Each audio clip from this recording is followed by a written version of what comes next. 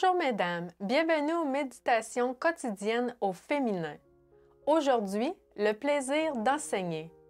Esdras 7, verset 10.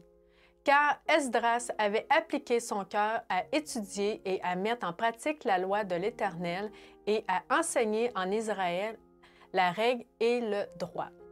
Dans mon enfance, ma mère me racontait une anecdote sur Ellen White.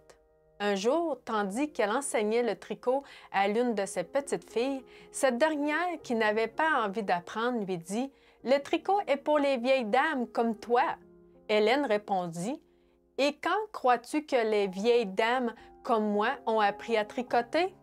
Quand nous étions des fillettes comme toi. » Ma mère suivit ce conseil au pied de la lettre. Elle se donna beaucoup de mal pour m'enseigner autant de choses que possible pendant mes jeunes années. Aujourd'hui, je la remercie pour tous ses efforts. Le verset du jour présente une progression dont les étapes conduisent à une vocation privilégiée, l'enseignement. Suivons les pas d'Esdras. 1. Il concentra son esprit sur ce que Dieu voulait lui enseigner. Il sonda la parole de Dieu avec diligence et il la fouilla, il la scruta et il l'écouta. Ces verbes indiquent une attitude dynamique, tout le contraire de la passivité. Le cœur d'Esdras était ouvert à la recherche de la vérité et à l'étude en profondeur de la loi de Dieu. 2.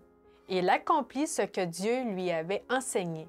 Les connaissances de ce prophète n'en restèrent pas à la compréhension théologique de la vérité, mais il passa à la pratique, l'obéissance. Et 3. Il fit part de ce qu'il avait appris.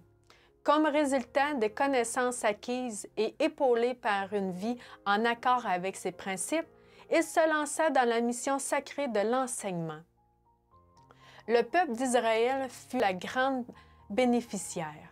Esdras avait suivi la progression menant au véritable enseignement. Comme le dit le célèbre philosophe et pédagogue cubain José de la Luz y Caballero, n'importe qui peut instruire, quant à éduquer uniquement celui qui est un évangile vivant. Cet homme qui modernisa l'enseignement en Amérique latine souligna l'importance d'inculquer les valeurs religieuses. Je l'invite aujourd'hui à passer du temps à enseigner les valeurs humaines pures et nobles à ceux qui t'entourent. Illustre cette instruction par une vie également pure et noble. Comme Esdras, tu auras suivi la progression de l'enseignement, une activité que Dieu éprouve et encourage. Enseigner, c'est nourrir l'âme qui a faim. Bonne journée dans le Seigneur et à demain!